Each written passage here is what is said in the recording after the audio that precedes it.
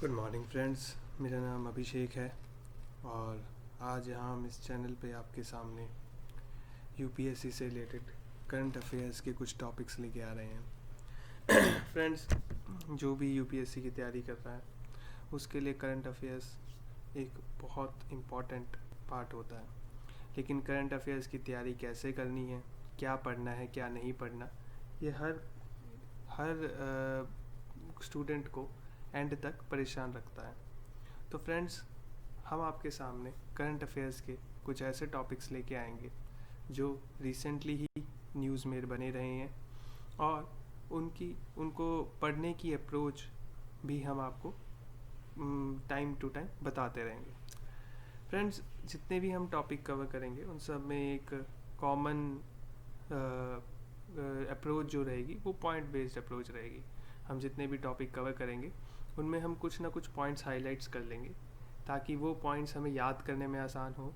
उसकी एक्सप्लेनेशन कैसे याद रखनी है वो हम टाइम के साथ सीखेंगे, लेकिन पॉइंट्स की हेडिंग्स, कितने पॉइंट्स हैं, उनको याद करना, उनको रिवाइज करना और पेपर में प्रोड्यूस करना बहुत आसान हो जाएगा। फ्रेंड्स, आज का जो हमारा टॉपिक है वो है hunger and share prosperity. So world bank has recently released a report named Poverty and Shared Prosperity 2020 Reversal of Fortune. So friends, world bank हर साल एक हंगर के ऊपर रिपोर्ट पब्लिश करती है, पर इस साल वर्ल्ड बैंक की कुछ इंपॉर्टेंट फाइंडिंग्स रही हैं। So let's see what world bank has released under this newly published report. So key findings, friends, इस रिपोर्ट में हम 3 फाइंडिंग्स याद रखेंगे, सिर्फ 3 फाइंडिंग्स। आप बाकी सब को इग्नोर कर सकते हो, सिर्फ 3 फाइंडिंग्स और उनकी कुछ सब फाइंडिंग्स। तो जो पहली फाइंडिंग है, तो World bank has published in its report that in last 20 years first time that there will be increase in hunger, there will be increase in poverty across world. पिछले 20 सालों में पहली बार 2020 में पावर्टी में, एक्सट्रीम पावर्टी में increment आया है। और फ्रेंड्स, एक्सट्रीम पावर्टी क्या होता है? Extreme poverty World Bank define करता है when a person is not able to earn more than $1.9, और आप कह सकते हो 150 रुपीज़। जब कोई भी इंसान 150 रुपये से कम कमाता है तो उसे हम एक्सट्रीम पुअर कहते हैं। तो फ्रेंड्स, इन वर्ल्ड बैंक की रिपोर्ट पहला point that there is reversal of extreme poverty trends. पहली बार पिछले 20 सालों में हुआ है कि पावर्टी बढ़ी है। तो फ्रेंड्स, दूसरा पॉइंट है कि वर्ल्ड बैंक ने बताया कि इस पहला ही पॉइंट है, उसके सब पॉइंट्स कि वर्ल्ड बैंक ने कहा है कि इसके 3 मेन पॉइंट्स हैं। पहला है कोविड-19 एंड रिलेटेड इकोनॉमिक स्ट्रेस, दूसरा है आर्म्ड कॉन्फ्लिक्ट्स और तीसरा हमारा है climate change. So let's see first point, कोविड-19। As per World Bank around more than 88 million, मतलब 8 से 11 करोड़ लोग वापस एक्सट्रीम पावर्टी में जा सकते हैं ड्यू टू दिस कोविड-19 डिस्ट्रेस। ये बहुत ही दुखद बात है अगर ऐसा कुछ होता है। तो फ्रेंड्स, इसे याद रखना बहुत आसान है कि 8 से 11 करोड़ लोग वापस एक्सट्रीम पावर्टी में जा सकते हैं। दूसरा इनका कहना है कि आर्म्ड कॉन्फ्लिक्ट्स, कि nearly 40% of the population lives in a place where there are armed conflicts. जैसे ये एग्जांपल भी देते हैं कि 2015 से 2018 में मिडल ईस्ट और नॉर्थ अफ्रीका जैसी जगह की कंट्रीज़ में पावर्टी बढ़ी है। क्यों? Because there are conflicts, there are wars in places like Syria and Yemen. Middle East friends, Iran, Turkey, जो मेडिटेरियन सी के आसपास के नेशंस हैं उनको हम मिडल ईस्ट कहते हैं। नॉर्थ अफ्रीका कंटिनेंट के जो नॉर्थ में जितने भी कंट्रीज हैं सहारा डेजर्ट के पास। तो इसका कहना है, इसका दूसरा सब पॉइंट है that armed conflict will also increase poverty, covid will also increase poverty, and third is climate change. How climate change will push around 7 crore to 13 crore people back in extreme poverty. That's a great number, 7 crore to 13 crore, 6.8 crore to 13 crores. How this will push? Friends, अगर climate change होता है then there will be increase in temperature, there will be melting of glaciers के कारण समुद्र का पानी बढ़ेगा, उसके कारण बारिश ज़्यादा होगी, समुद्र का पानी बढ़ेगा तो कोस्टल एरियाज़ में जो लोग रह रहे हैं, जो एग्रीकल्चर कर रहे हैं, उनको भी फ्लड्स का सामना करना पड़ेगा. This all will lead to a huge vulnerability to the people which are working in primary sectors. जो भी एग्रीकल्चर सेक्टर कोस्टल एरियाज़ में जो मछली पालन और जितना भी आपका कोस्टल एरिया से रिलेटेड एम्प्लॉयमेंट है, उन सब को इससे बहुत नुकसान हो सकता है. सो फ्रेंड्स, हमने पहला पॉइंट देखा दैट रिवर्सल ऑफ ट्रेंड्स, 20 सालों में पहली बार पॉवर्टी बढ़ी है. और उसके 3 रीजंस, कोविड-19, पॉवर्टी बढ़ सकती है.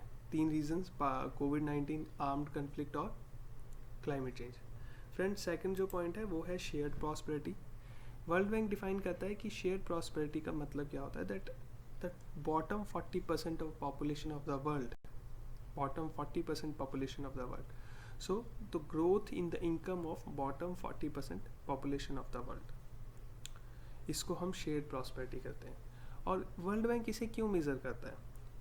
क्योंकि आप खुद सोचिए कि जब गरीब, जो सबसे निचला तबका है, 40% लोग, अगर उनकी इनकम बढ़ती है तो there will be increase in equality across world, there will be reduction in poverty, reduction in hunger, reduction in malnutrition, all other factors.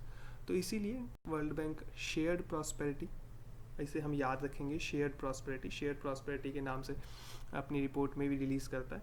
तो growth in the income of bottom 40%. तो friends, world bank का कहना है कि 2012 से 2017 के बीच there is an annual increment of 2.3%, average annual increment of 2.3%. लेकिन 2019 से 2021 के बीच में या तो ये स्टेगनेंट हो गई है या ये कम हो जाएगी. Share prosperity will decrease. Share prosperity will decrease, इसका मतलब समझ रहे हैं फ्रेंड्स? इसका मतलब है कि there will be more distress in the bottom most population, there will increase in vulnerability, distress, so there will be inequality. और इनइक्वालिटी के कारण ही कन्फ्लिक्ट्स बढ़ेंगे, वॉर्स हो सकती हैं और बहुत सारे इश्यूज रेज होते हैं. बिकॉज वर्ल्ड में, मतलब अगर पॉवर्टी बढ़ती है तो it will have multiple consequences. So there will be so the shared prosperity, either it will stagnate or it will contract. This is the second finding. और third finding क्या है friends? Third findings है कि there will be changing in the profile of global poverty. मतलब जो puars थे वो पहले या तो रूरल एरियाज में रहते थे, पर now there will be change in the profile of global puars. How that will change? They will more become urban poors. जो शहर में रह रहे हैं वो लोग ज़्यादा पुअर होंगे. Second, as compare to poor people working in agriculture sector, more number of poor people are now working in either manufacturing sector or in informal service sectors. So these two changes will be seen in the profile of poor peoples. So friends, ये 3 points हम याद रखेंगे related to world bank recently released report का नाम क्या है? That is poverty and share prosperity 2020 reversal of fortunes. Friends, इसमें world bank 2-3 चीज़ें और कहता है. वर्ल्ड बैंक कहता है about the policy that the governments must follow in order to improve this situation और in order to check this situation. तो वो पॉलिसी भी हम देख सकते हैं, पर मैंने वो इंक्लूड नहीं किया. एक तो वो टॉपिक बहुत बड़ा हो जाएगा और दूसरा आप उसको अभी इतनी जल्दी ग्रैस्प भी नहीं कर पाएंगे.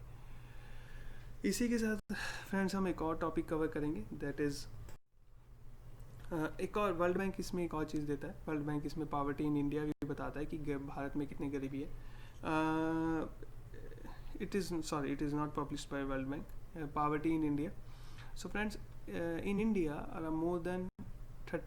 around 28% of people are poor. Means around 36.4 crore people are poor as per Human Development Index 2019. In India, poverty is estimated by नीति आयोग's task force. नीति आयोग की एक टास्क फोर्स है जो पावर्टी को एस्टिमेट करती है, और वो estimation on the basis of poverty line. How poverty line is being fixed? जो मॉस्पी है, Ministry of Statistics and Programme Implementation, वो एक एस्टिमेट करके देता है कि रूरल एरियाज़ में इतना कंजप्शन हो रहा है, रेगुलर जीने के लिए इतना कंजप्शन ज़रूरी है, और अर्बन एरियाज़ में इतना कंजप्शन ज़रूरी है. और वो उस लाइन पे, उस बेसिस पे जो गवर्नमेंट है, गवर्नमेंट ऑफ इंडिया है, वो पावर्टी लाइन फिक्स करती है इंडिया में. सो जैसे लिखा भी है, on the basis of consumption expenditure. So इस बेसिस पे गवर्नमेंट ऑफ इंडिया फिक्स करती है. तो जो पावर्टी इन इंडिया है ह्यूमन डेवलपमेंट इंडेक्स की रिपोर्ट, वो कहती है कि 2005 से 2015 के बीच एक्सट्रीम पावर्टी, जो पावर्टी है उसमें 27 करोड़ लोग ऊपर आए थे, पावर्टी लाइन से ऊपर आए थे. लेकिन नीति आयोग की रीसेंट रिपोर्ट कहती है कि पिछले 2-3 सालों में people will fall back into poverty, hunger and distress.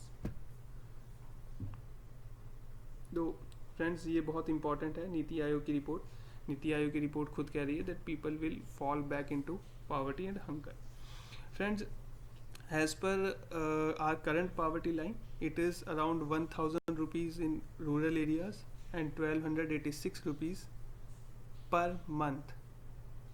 It is defined as per month 1200 rupees in urban areas. Friends, आप देख सकते हो, मतलब as per government, जो not even you just have to earn 50 rupees, not even 50 rupees, and you will be above poverty line. So friends, ये government को मुझे लगता है कि एक बार फिर रिवाइज करनी चाहिए. पर let's move ahead with our topic. इसमें हम कवर करेंगे global hunger index. Global hunger index is a report that is been published by Welthungerhilfe, जो जर्मनी कंपनी है, और Concern Worldwide, that is international ये international एक humanitarian की agency है. So these two together publish this government global hunger index. Global hunger index को हम major करते हैं अप टू 0 to 100. 0 का मतलब है कि best, that all peoples are, there is no hunger in the world, and 100 is poorest, worst form. तो global hunger index कहता है that there are more than 69 crore under nourished childs, 14 crore stunted childs, 4.7 crore wasted childs, and around 53 lakh people who are मतलब 53 lakh under 5 mortality. Friends, in terms का मतलब समझ लेते हैं. Under nourish का मतलब है कि when people are not able to consume enough calories to survive, to carry out their day-to-day activities. Stunting का मतलब क्या है? स्टंटिंग का मतलब होता है when under 5, ये तीनों टर्म्स, अगली तीनों टर्म्स अंडर 5 के लिए डिफाइन है. अंडर 5 के चिल्ड्रन जो है, उसकी height as compare to their age. Stunting मतलब हाइट, मतलब वो अपनी एज के कंपैरिजन में छोटा है, that is considered as a stunted. Wasting का मतलब है जब वो अपनी हाइट की कंपैरिजन में उसका वेट कम है. अंडर 5 चिल्ड्रन का हाइट के कंपैरिजन में वेट कम है. और मोर्टेलिटी, अंडर 5 मोर्टेलिटी मतलब जिन those who are not able to complete their 5 years. तो फ्रेंड्स, जो ये रिपोर्ट कहती है that there are 69 crore people under nourished, 14 crore stunted, मतलब weight to high, stunted means height to age, मतलब उनकी हाइट कम है age compare to their age. Under 5 के हिसाब से जितनी हाइट होनी चाहिए हाइट कम है.